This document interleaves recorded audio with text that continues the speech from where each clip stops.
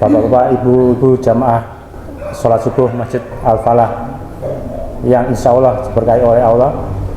Syukur alhamdulillah pada pagi hari ini kita masih bisa berkumpul, kita masih bisa melaksanakan kewajiban kita, yaitu melakukan sholat subuh berjamaah, yang kemudian juga disambut atau disambung dengan kajian tematik pada pagi hari ini.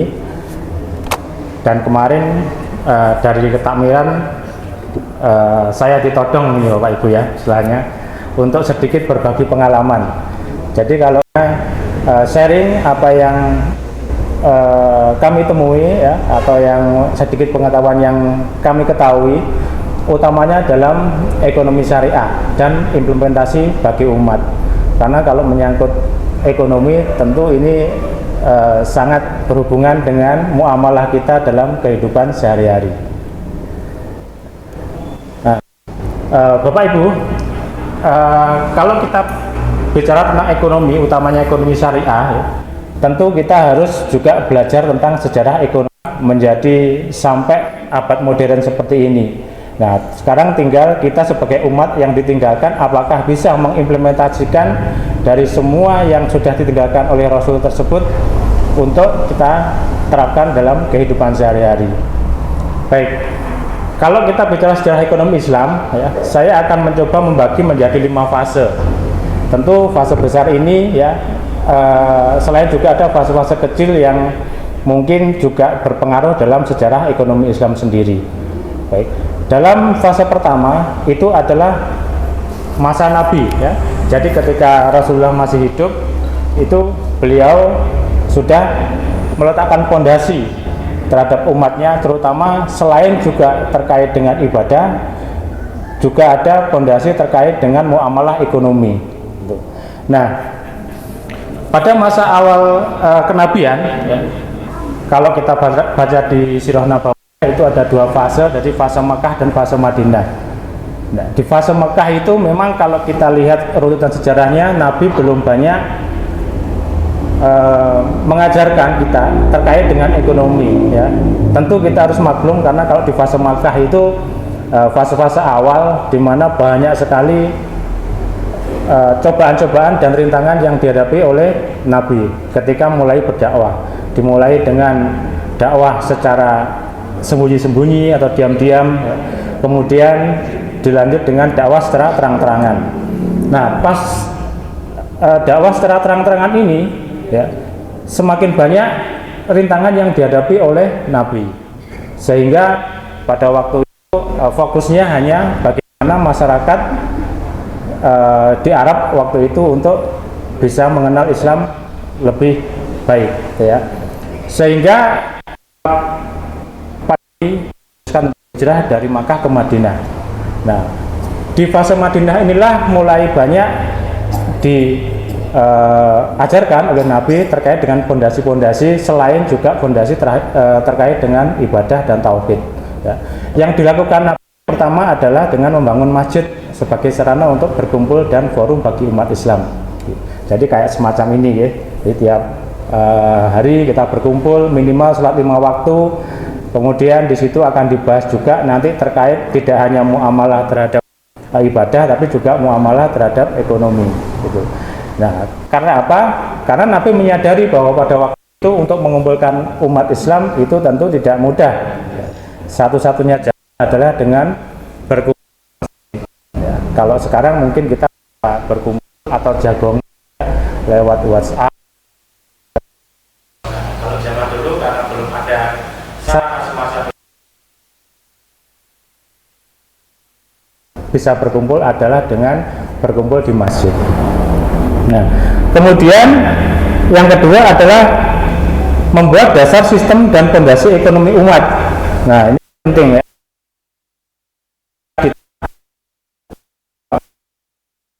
Etika dalam berbisnis, yaitu dengan menghindari gharar dan maisir ya. Kalau kita membahas ekonomi syariah, Bapak Ibu, itu riba, gharar dan maisir itu akan selalu menjadi acuan dan akan selalu menjadi pokok bahasan gitu ya. Karena dari 3 pokok inilah yang oleh Nabi diajarkan untuk sebisa mungkin dihindari. ya. Sehingga umat itu memang seharusnya bisa berjalan sesuai dengan kaidah-kaidah yang sudah diterapkan sesuai dengan syariatnya Allah dan juga syariat Nabi ya. Nah, kemudian yang ketiga ya, itu mendirikan pasar ya. Jadi pada waktu Nabi hijrah itu selain masjid adalah beliau juga mendirikan pasar ya. Jadi pada waktu itu pasar di Madinah itu lebih banyak dikuasai orang-orang Yahudi, sehingga sistem dari perniagaannya juga menganut sistem yang orang-orang Yahudi laksanakan ya. Nah, Nabi mendirikan pasar yang disebut dengan suku Ansor atau pasar Ansor. Nah, itu ada langkah preventif ya, yang Nabi lakukan untuk melindungi umat Islam waktu itu yang sudah mulai banyak ya, agar sebisa mungkin ya, ketika bermuamalah di dalam bidang ekonomi itu selalu dengan syariat yang sudah ditentukan. Nah, prinsipnya apa? Prinsipnya ketika kita berdagang di pasar pada waktu itu adalah dengan Nabi mengatakan atau melarang kita untuk menipu ya, menipu timbangan misalnya. Kemudian ada juga larangan terkait dengan menimbun barang. Jadi kalau misalnya sekarang kita banyak menemui ada penimbunan barang gitu ya, itu di zaman Nabi itu sudah tidak boleh. Kemudian yang ketiga adalah mengembangkan prinsip mudharabah atau bagi hasil gitu ya. Jadi ada tiga pokok utama. Jadi Nabi melarang untuk melakukan penimbunan barang. Kemudian yang kedua adalah mengajarkan prinsip pasar yang bertanggung jawab, yaitu dengan tidak menipu dan sebagainya. Kemudian yang ketiga adalah mulai mengembangkan prinsip mudharabah.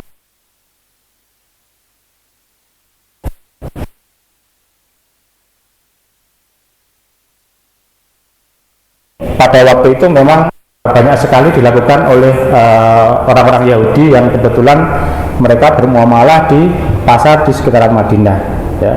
Jadi gharar itu adalah untung-untungan ya, mungkin ada yang Bapak Ibu belum paham ya. Jadi gharar itu ekonomi yang menganut untung-untungan ya, semacam judi lah misalnya gitu. Kemudian juga ada maisir itu judi, kalau gharar itu lebih ke untung-untungan ya, atau istilahnya menguntungkan satu pihak ya, kemudian pihak yang lain mengalami kerugian. Nah, kemudian kalau yang riba itu seperti kita ketahui bersama itu adalah terkait dengan pengembangan ya, pengembangan atas uang, misalnya orang pinjam 100 kembalinya 120 ya, nerimanya hanya 90 ya, seperti yang banyak dilakukan saat ini ya, itu termasuk dengan riba. Nah, dari sini kita bisa menyimpulkan bahwa sebenarnya Nabi ini sudah melakukan atau sudah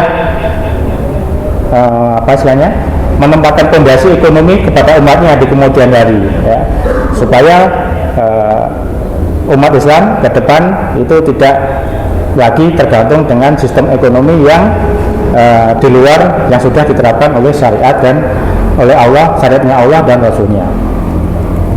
Oke. Kemudian masuk fase kedua ya. Fase kedua itu fase kolaborasitin. Jadi setelah Nabi wafat itu maka tampuk kepemimpinan itu diserahkan ke ya, ada 4 sahabat, Abu Bakar, Utsman, Umar dan Ali ya. Abu Bakar, Umar, Utsman dan Ali ya. Apa yang dilanjutkan oleh para sahabat itu yang pertama adalah melanjutkan praktek ekonomi yang sudah ditetapkan oleh Nabi. Jadi yang tadinya itu sudah diterapkan itu akan diperkuat lagi di zaman kolaborasitin. Nah, kemudian yang kedua adalah mulai ada sistem pengelolaan zakat baitul mal atau perbendaharaan negara ya, sehingga semakin terorganisir karena waktu itu memang umat Islam sudah semakin banyak sehingga penerimaan baitul malnya juga sudah semakin banyak. Nah, kemudian yang ketiga ya, atau mulai kita melakukan ekspansi ya ke wilayah di sekitar Makkah dan Madinah, sehingga pada waktu itu perkembangannya sudah lumayan cukup luar biasa sekali. Nah, ada satu sejarah menarik ketika masa kolaborasi ini. Jadi ketika Khalifah Umar menegur salah satu gubernur di Irak ya. Jadi ada satu gubernur di Irak itu yang menjalankan ekonomi atau pengelolaan negara itu tidak semestinya. Jadi mereka lebih banyak kolusi ya, atau hanya menyerahkan sebagian pengelolaan terhadap aspek-aspek ekonomi kepada orang-orang terdekat.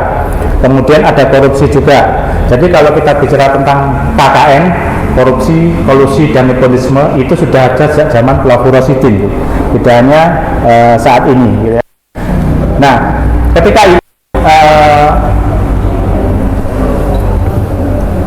Umar langsung memanggil ke Madinah untuk kemudian dimintain pertanggungjawaban ya, sehingga pada akhirnya akan diganti gubernur tersebut.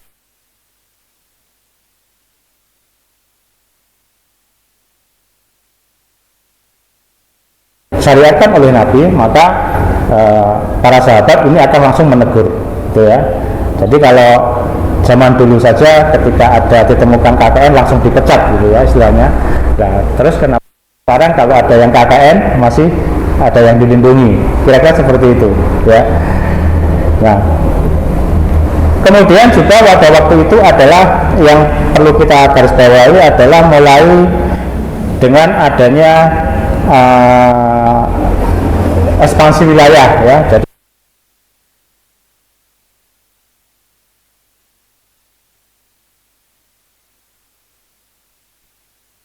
sedikit perselisihan dari negara sekitar di Makkah dan Madinah itu, sehingga memang perlu sedikit diadakan kayak shock terapi lah misalnya itu ya. Jadi itu waktu di akhirnya Irak ya, wilayah kaum muslimin dan sebagainya. Nah, kemudian masuk fase ketiga. Nah, fase ketiga ini adalah periode klasik pada abad ke-8 sampai 13 Masehi. Nah, pada periode kali ini adalah boleh disebut masa keemasan umat Islam, Bapak Ibu. Jadi kalau kita baca sejarah di periode ini, wilayah cakupan umat Muslim itu hampir 20 sampai 25% dari total luas bumi ini ya. Jadi mulai dari Eropa, kemudian di Afrika dan sebagian Asia Timur itu sudah menjadi wilayah yang dikuasai oleh umat Islam. Kemudian juga mulai banyak munculnya tokoh-tokoh pembaru ya, tokoh-tokoh yang menjadi rujukan bahkan sampai saat ini. Misalnya kalau kita lihat di bidang ekonomi ya, itu ada Abu Yusuf dalam kitab Al-Kharaj, itu dia yang pertama kali membuka atau membuat konsep pajak atau penerimaan bagi negara gitu ya. Kemudian ada juga Al-Ghazali ya, dalam kitab Ihya Ulumuddin itu juga beliau banyak mengulas terkait dengan cara pengelolaan keuangan negara. Kemudian masih ada Syekhul Islam Ibnu Taimiyah ya, itu yang di tahun 1200-an itu beliau juga lebih banyak konsen mengembalikan ya, konsep-konsep ekonomi yang tadinya sudah mulai banyak melenceng untuk kembali ke ekonomi-ekonomi yang sudah diajarkan dan lain sebagainya. Selain itu juga di luar sektor ekonomi ya, ada ilmu kedokteran misalnya kayak Ibnu Sina ya, kemudian ada Ibnu Rus dan lain sebagainya. Itu adalah masa di mana umat Islam menjadi masa-masa keemasan kita ya. Ketika kita mengalami masa keemasan, maka di Eropa sana itu mereka menyebut apa yang disebut zaman ke-8 ya. Kenapa ini ya? Kok umat Islam bisa sekuat ini ya? Karena pada waktu itu mereka di bawah kita gitu ya. Dan bahkan pondasi-pondasi ilmu pengetahuan itu lebih banyak dikuasai oleh intelektual muslim ya.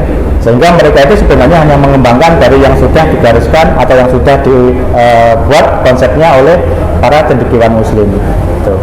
Nah, ketika kita mengalami masa keemasan, maka mulai muncul ya dari negara-negara Eropa sana ya, terutama Romawi dan sebagainya itu untuk mulai istilahnya mengambil alih ya karena mereka nggak mau di bawahnya umat Islam terus gitu ya. Mereka juga punya sistem ekonomi, punya sistem pemerintahan sendiri ya, sebisa mungkin istilahnya saling berebut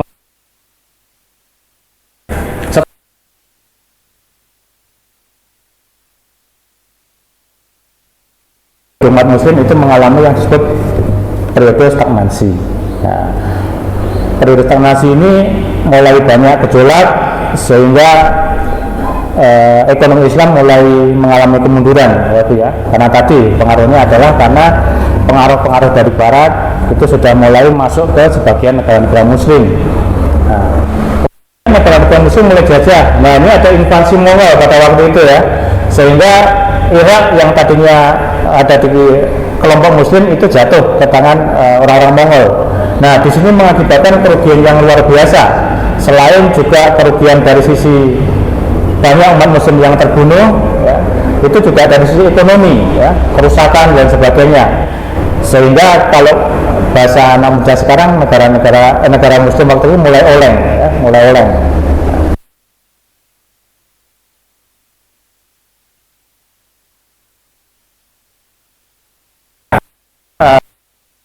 Gunung ya, mulai awal naik ya, masa kemasan. Nah, ini masa stagnansi, kemudian mulai masa penurunan ya. Nah, di masa penurunan ini pelan-pelan ya, sedikit demi sedikit kekuasaan Muslim kemudian mulai lepas ya, mulai lepas sehingga yang tadinya Spanyol ya, Spanyol itu yang dikuasai umat Muslim itu jatuh ke tangan non-Muslim, sehingga hampir semua sistemnya itu juga banyak yang diganti.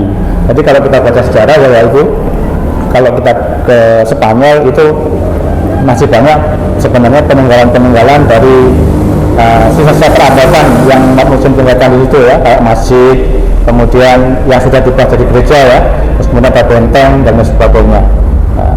Sehingga dari sini mereka mulai di atas kita ya, yang tadinya kita di atasnya mereka, sekarang mereka yang di atas kita gitu.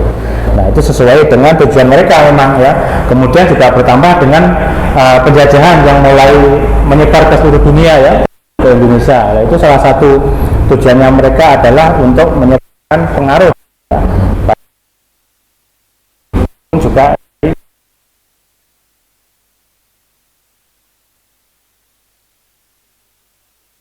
ya, Malaysia dengan Inggris dan sebagainya. Sehingga sampai saat ini pun beberapa negara jajahan itu tidak kembali ke ekonomi syariah, tapi menganut ekonomi yang sudah dipakai oleh penjajah sejak lama ya. Jadi pengaruh ekonomi Islam pelan-pelan mulai tergerus, sehingga yang menjadi sedikit sekarang yang bisa kita temui di abad ini ya. Mungkin hanya beberapa negara saja yang masih menerapkan prinsip syariah, tapi semua negara yang semuanya pakai konsep oleh orang-orang Barat, gitu ya. Nah, kemudian periode berikutnya adalah abad modern ya, pada abad 20 sampai sekarang. Nah, Bapak Ibu jamaah ya, pada abad modern saat ini dari cendekiawan Muslim itu sudah ada upaya kembali untuk kembali ke praktek ekonomi Islam ya. Jadi kalau kita perhatikan mulai banyak lembaga-lembaga syariah ya, yang ada di negara ini, juga di negara-negara tetangga gitu ya. Dan bahkan kalau kita baca sejarah itu Bapak Ibu, sekarang di Eropa itu praktek ekonomi syariah itu sudah mulai berjalan ya. Jadi di Inggris itu ada salah satu bank yang memang 100% syariah, namanya Bank Arayan ya. Jadi bank syariah yang beroperasi di negara yang non muslim gitu ya. Kemudian beberapa lembaga keuangan juga berdiri di Amerika, kemudian ada yang di Jerman dan di Perancis ya. Ini membuktikan bahwa untuk saat ini ternyata banyak orang yang mulai tersadar bahwa ekonomi Islam ini adalah ekonomi yang adil ya, ekonomi yang etis gitu. Jadi tidak hanya menguntungkan satu pihak, tapi hampir semua orang yang ada di ekonomi Islam itu bisa mendapatkan keuntungan. Jadi istilahnya tidak hanya dikuasai oleh segelintir orang gitu, ya. Nah, kemudian yang perlu kita ketahui juga bahwa pertumbuhan rata-rata umat muslim di negara-negara Eropa, terutama di Inggris dan Prancis, itu dalam beberapa tahun terakhir itu mengalami peningkatan, gitu ya. Dari Prancis itu sudah banyak, kemudian di Inggris juga banyak. Nah, harapannya mereka bisa terus berkembang, ya, walaupun saat ini kita lihat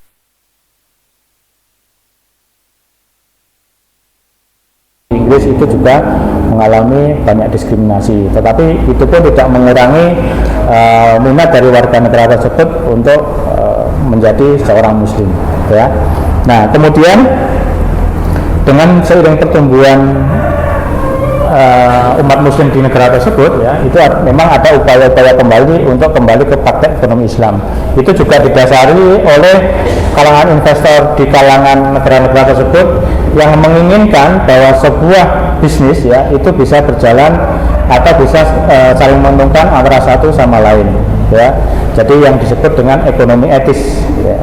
Jadi kalau misalnya yang satu untung, ya yang lainnya juga harus untung, gitu ya. Jangan hanya dikuasai atau keuntungan itu oleh segelintir orang.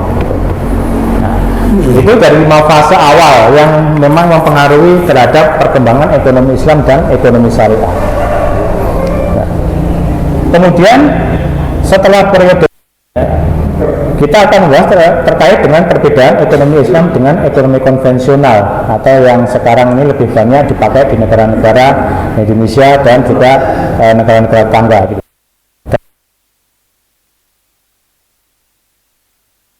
Islam dengan ekonomi konvensional itu, gitu ya.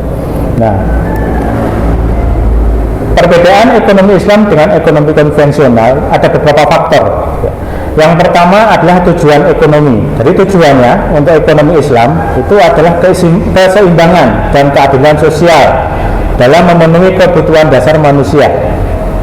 Kemudian untuk ekonomi konvensional adalah mencapai pertumbuhan ekonomi dan keuntungan maksimal. Nah, titik poinnya adalah pada keseimbangan dan keadilan sosial. Nah, ini yang tadi oleh Nabi mulai diterapkan sejak zaman beliau, ya. Sementara ekonomi konvensional, ya, itu hanya dia mencari keuntungan, ya, secara maksimal, ya, nggak peduli dengan seperti apa, ya. Yang penting kalau saya berbisnis, saya harus sebanyak-banyaknya bisa mencapai keuntungan, gitu ya. Nah, berbeda di sini, ya. Jadi kalau yang di tujuan ekonomi Islam atau ekonomi syariah itu keadilan sosial. Jadi kalau satu makmur, ya yang lain juga harus makmur. Yang satu sejahtera, yang lain harus sejahtera, gitu, ya. Kemudian yang kedua, prinsip dasar. Nah, prinsipnya pada ekonomi Islam itu meliputi zakat, sedekah, dan larangan riba. Kalau di ekonomi konvensional adalah prinsipnya pasar bebas, ya, supply and demand, ya. Jadi kebebasan transaksi ekonomi bagi individu. Jadi selama kita mampu, ya silahkan aja kita berbisnis, gitu ya. Perkara nanti orang lain kebagian atau enggak, ya, itu urusan mereka, gitu ya. Yang penting saya bisa menguasai pasar, ya, bisa menguasai sistem, maka keuntungan yang sebesar-besarnya akan saya ambil, gitu ya. Nah, di sini perbedaannya mencolok sekali, ya, itu ya. Kalau misalnya yang prinsip yang Rasul ajarkan itu adalah kita harus sama-sama makmur, gitu ya. Nah, kemudian sistem keuangan. Untuk sistem keuangan sendiri itu kalau untuk ekonomi Islam itu lebih banyak berkaitan dengan keuangan syariah, ya. Misalnya bank syariah, ya, asuransi syariah. Kemudian ada instrumen keuangan syariah, misalnya saham syariah dan sukuk syariah. Kemudian, ya, itu lebih banyak memakai sistem banknya asuransi, ya. Jadi kalau kita perhatikan berita juga bahwa di Persyarikatan Muhammadiyah sendiri, ya, dari beberapa berita yang saya dapat itu sudah mulai membangun bank syariah, ya. Dan ini kalau kita baca laporannya di OJK itu untuk perizinannya sudah mulai masuk, ya, pipeline-nya sudah mulai masuk ke OJK, ya. Harapan kita bersama sebagai warga Muhammadiyah itu segera mungkin banknya bisa segera berjalan. Kira-kira semacam itu. Kita dukung, semoga segala sesuatunya berjalan lancar. Nah, kemudian peran negara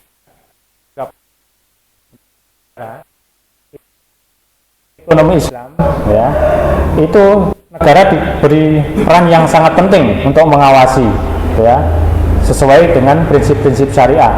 Jadi negara itu harus hadir dalam sistem ekonomi syariah. Jadi ketika nanti ada ditemukan pelanggaran-pelanggaran, ya misalnya ada penimbunan dan sebagainya, itu negara harus hadir untuk menyelesaikan. Kalau misalnya ada kekosongan, ya, terutama bahan pokok misalnya, itu negara harus hadir di situ. Ya. Sementara kalau di ekonomi konvensional, ya, peran negara itu sangat terbatas. Jadi lebih banyak diserahkan ke para individu ataupun perusahaan-perusahaan, ya, yang menjalankan praktek ekonomi. Ya, jadi istilahnya siapa yang kuat modal, ya, pasti di situ akan menguasai untuk sistem ekonomi konvensional. Jadi kalau mungkin ibu-ibu perhatikan, ya, beberapa waktu lalu ada kekosongan stok misalnya, ya, minyak, ya, minyaknya kok nggak ada, padahal pabriknya tiap hari juga berproduksi gitu, ya. Kemudian bagi bapak-bapak petani, ya, pupuknya langka Pak, loh, padahal pabriknya tiap hari berproduksi, lah terus kemana produksinya? Nah gitu, ya, sehingga disitulah peran negara harus hadir untuk menstabilkan itu semua, gitu, ya. Jadi kalau diserahkan begitu saja ke pelaku, pasti yang untung mereka, ya, karena mereka bisa menimbun barang, nanti harganya naik, bisa dijual, ya. Orang kalau sudah harganya naik, ya, terutama kebutuhan pokok, mau mahal seberapapun pasti dibeli, gitu. Jadi praktek-praktek ekonomi semacam ini, ya, ini yang berusaha dihindari atau bahkan dihilangkan kalau kita berada dalam konsep ekonomi Islam atau ekonomi syariah. Nah, kemudian distribusi kekayaan. Dalam distribusi kekayaan ini, ya, itu ekonomi Islam itu usahakan adil dan merata, memastikan semua orang memiliki akses yang sama ke sumber daya ekonomi, ya. Kemudian kalau di ekonomi konvensional, ya, distribusinya berdasarkan prinsip pasar, jadi dapat menyebabkan ketidaksetaraan dalam distribusi kekayaan. Jadi mungkin ada satu wilayah yang surplus banyak, ya, tapi di wilayah lain itu tidak ada stoknya, gitu, ya. Nah, terkait dengan distribusi yang adil dan merata ini, Bapak Ibu, ya, saya waktu kuliah itu pernah dapat cerita dari dosen kami yang kebetulan kuliah di Jerman, ya, waktu itu. Jadi di situ ada satu kota yang menerapkan kalau kita makan di sebuah warung, ya, kemudian tidak habis, itu kita malah kena denda, ya. Jadi alasan mereka adalah uang boleh kalian yang mempunyai, kalian boleh bisa membayar makanan ini, tapi sumber, ya,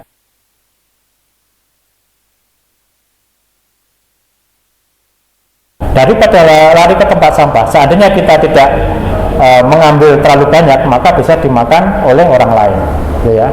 Jadi prinsip kesetaraannya di situ. Jadi orang Barat yang kebetulan juga mereka kebanyakan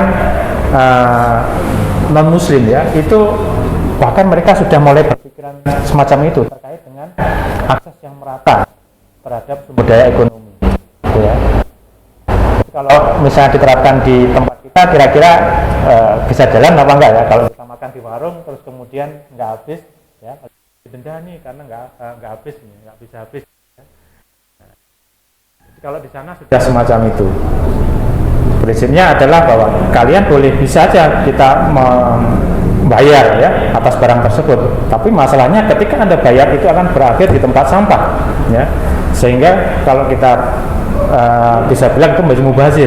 Nah, daripada mubazir, seandainya kita nggak berlebihan dalam mengambilnya, maka pasti kita akan bisa dimakan oleh orang lain, gitu, ya. Kemudian tujuan bisnis, ya. Tujuan bisnis berdasarkan prinsip syariah, ya, kejujuran, transparansi, dan keadilan. Kalau di ekonomi konvensional itu berdasarkan prinsip pasar, ya. Jadi semuanya kalau di ekonomi konvensional itu adalah berdasarkan prinsip pasar, ya, supply dan demand, ya. Selama ada orang yang mampu untuk menyuplai, ya, dan kemudian ada orang yang mendeman atau meminta barang atas barang tersebut, maka jalan aja, gitu, ya. Apakah nanti perkara harganya mahal, ya, lebih tinggi dari harga pasar pada umumnya, itu perkara lain. Tapi yang penting mekanisme pasar itu tetap atau diutamakan oleh mereka, ya. Jadi jauh dari sifat keadilan di situ. Maka kalau misalnya kita, ya, Bapak Ibu, amal secara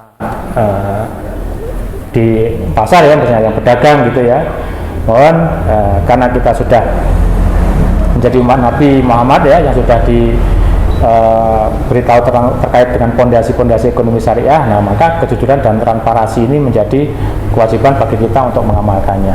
Ya kalau kita nggak bisa mengamalkan banyak, paling nggak sedikit gitu ya, nggak sedikit, agar teman yang lain juga kebahagiaan. Gitu ya. Jangan semua sumber daya kita ambil semua gitu ya, seorang lain nggak apa-apa lah, yang penting aku kaya gitu ya.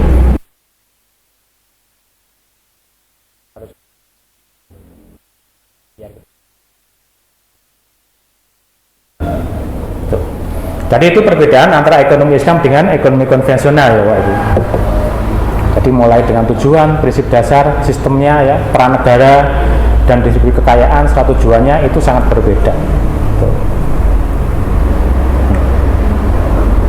Kemudian implementasi ekonomi Islam dalam kehidupan sehari-hari. Setelah tadi kita mempelajari fasenya, kemudian perbedaannya, sekarang gimana cara mengimplementasikannya gitu ya, supaya apa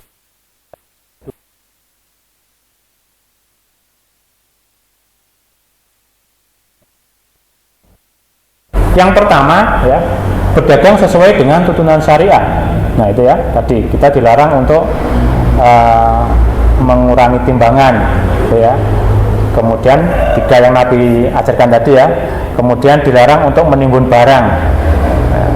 Kemudian yang ketiga adalah kita harus dalam menentukan keuntungan itu ya, jangan terlalu banyak yang kita ambil ya, supaya masyarakat juga bisa memiliki akses terhadap sumber daya yang ada gitu ya. Jadi kalau jangan kita yang menguasai barang tersebut terus kemudian kita mencari keuntungan yang sebanyak-banyaknya gitu ya, sehingga misalnya orang lain membutuhkan barang tersebut ya dia harus bayar mahal gitu ya. Kayak misalnya menjelang Lebaran semacam ini ya, mungkin ibu-ibu yang lebih paham ya, harga beras misalnya yang kualitas 14.000 sekarang sudah 15.000. Kemudian ada harga minyak ya, yang sebelumnya dari pemerintah diberi harga eceran tertingginya 15.000 sekarang menjadi 18.500 gitu ya. Kalau Bapak tahu ya, karena istri kebetulan punya toko kecilan di rumah, jadi saya tahu harga barang gitu ya. Jadi kira begitu. Baik, saya tambah sedikit ya. Kemudian yang kedua adalah pengelolaan keuangan. Terkait dengan pengelolaan keuangan ya, ini sebisa mungkin kita menggunakan produk-produk keuangan syariah ya. Contoh ya, walaupun mungkin sulit ya Bapak Ibu kalau kita terapkan dalam kehidupan kita sehari-hari ya, bahkan mungkin yang bicara ini juga masih jargoni ya, iso ngajar gak iso ngelakoni gitu ya. Contoh menghindari bunga bank ya, terutama bunga yang mengandung riba gitu. Jadi kalau di kampung-kampung itu tiap hari ada yang namanya BCA ya, bank cicilan awan, tiap hari keliling gitu ya, mencari nasabah gitu. Nah biasanya ibu-ibu juga paham yang di sini. Kemudian mengalokasikan sebagian harta untuk pendapatan ya, untuk zakat, infak dan kegiatan sosial lainnya. Jadi kemarin waktu di malam terakhir pertama ya, Pak Ketua Takmir ya menyampaikan bahwa kita ada beberapa kegiatan sosial. Nah itu bagus dan mungkin bisa kita dukung ya, agar supaya dari masjid ini ya, dari masjid kita ini bisa ada guna dan manfaat bagi masyarakat sekitar gitu ya. Jadi masjid itu tidak hanya menjadi tempat untuk sujud ya dan berdoa, tapi juga harapan kita bersama ini menjadi simbol atau awal dari kebangkitan ekonomi umat gitu ya. Konsumsi yang halal baik dari sisi bahan dan proses produksi ya. Jadi sebisa mungkin kita kalau misalnya beli barang ya atau beli bahan pokok, nah itu kita cari yang halal dan baik atau halalan thayyiban. Nah, kemudian yang dalam investasi ya sesuai bidang kami itu adalah menghindari jenis-jenis investasi yang mengandung unsur riba horor dan maisir ya. Tadi sudah banyak kita bahas terkait dari tiga aspek ini gitu ya. Nah, kan ya walaupun mungkin nggak banyak, setidaknya sedikit konsep yang sudah Nabi ajarkan. Sebenarnya masih banyak Bapak Ibu yang ingin saya sampaikan ya. Nah, tapi karena keterbatasan waktu, nah saya akan masuk ke sini ya. Kalau ini adalah sedikit dari kami ya, untuk Bapak Ibu jamaah semuanya ya, ini untuk mewaspadai tiga ya. Jadi pinjol, judol dan investasi ilegal ya. Pinjol adalah pinjaman online ya, kemudian judi online dan investasi ilegal. Nah, sebentar. Nah, sedikit ya, saya tambahin beberapa slide. Nah, ini yang paling banyak kita jumpai di masyarakat Bapak Ibu ya. Jadi adalah modus investasi bodong dan ilegal ya. Nah, mungkin kalau kita cermati banyak juga yang penawaran-penawaran produk-produk investasi ya, terutama yang menjanjikan keuntungan tertentu. Nah, ini biasanya kalau kita nggak hati-hati, ini menjadi jebakan bagi kita ya. Kemudian ada juga simpanan yang menyerupai produk perbankan, padahal itu bukan produk dari perbankan tersebut ya. Kemudian penyertaan modal atas investasi, dan yang terakhir adalah program investasi online melalui internet. Nah, ini ya, karena sekarang dengan banyaknya penawaran-penawaran investasi terutama yang melalui internet, itu harus kita waspadai bersama gitu ya. Nah, contohnya adalah nah ini ya, beberapa kasus investasi yang sudah masuk ke ya DTP Dexus ya, Barreskrim Polri, nah Binomo. Kalau kemarin kita dengar yang namanya ada Salmanan ya, Doni Salmanan sorry, terus kemudian ada Indra Kents ya, itu yang mereka tiba-tiba menjadi orang kaya, kemudian flexing di mana-mana, punya mobil mewah ya. Nah, kita suruh investasi untuk jumlah tertentu, nanti imbal hasil yang menurut mereka sudah cukup tinggi ya, tapi ternyata di kemudian hari ketika kita melakukan penarikan dana itu tidak ada dananya, atau terjadi fraud ya, atau gagal bayar ya. Dan ini sudah melalui atau sudah masuk ke ditangani oleh Barreskrim Polri, dan beberapa pelakunya juga sudah dijatuhi hukuman gitu ya. Sebentar kemarin itu banyak sekali ya penawaran-penawaran investasi yang berkaitan dengan transaksi-transaksi yang nggak jelas ya, ada Binomo, kemudian apalagi macam-macam ya, robot trading gitu ya, yang kalau kita membeli aplikasinya nanti kita akan mendapatkan imbal hasil yang sudah mereka terapkan gitu ya, atau sudah mereka gariskan. Nah, kemudian setelah investasi ilegal adalah judi online. Nah, ini juga menjadi perhatian kita semua ya Bapak Ibu ya, terutama bagi yang punya putra-putri yang sudah kelas SMA atau SMP gitu ya. Ya, kalau mereka lebih asik dengan HP-nya ya, mohon dicek HP-nya apa sih yang dilihat gitu ya. Jangan-jangan mereka nge-slot gitu ya. Karena banyak sekali ya kalau anak-anak muda gitu ya, gerumbul-gerumbul gitu ya. Ya, saya kira mereka main game, ternyata saya lihat ini nge-slot gitu ya, banyak. Nah ini sedikit ya, terkait dengan judi online itu rata-rata yang kenanya usia paling banyak itu adalah usia 30 sampai usia 50 tahun ya. Itu ada sekitar ya 1,8 juta sekian ya. Bahkan yang miris ya, anak di bawah 10 tahun itu sudah ada yang kecanduan judi online. Itu jumlahnya dari data yang dihimpun oleh Otoritas Jasa Keuangan itu mencapai 80.000 orang gitu ya. Jadi Bapak Ibu yang sekarang anak kecil ya, putra-putri kita itu kan biasa pakai HP kemana-mana, yaitu kita awasi ya, apa sih sebenarnya yang mereka mainkan gitu ya. Jangan-jangan mereka asik ternyata main judi online gitu ya. Mereka sekarang anak-anak kecil itu pinter-pinter Bapak Ibu ya, jadi mereka sudah bisa top up sendiri gitu loh kadang-kadang, atau temennya mungkin suruh top up gitu. Dan mereka kadang bisa menyembunyikan ya, kayak misalnya HP kita password, mereka sudah bisa buka password sendiri ya.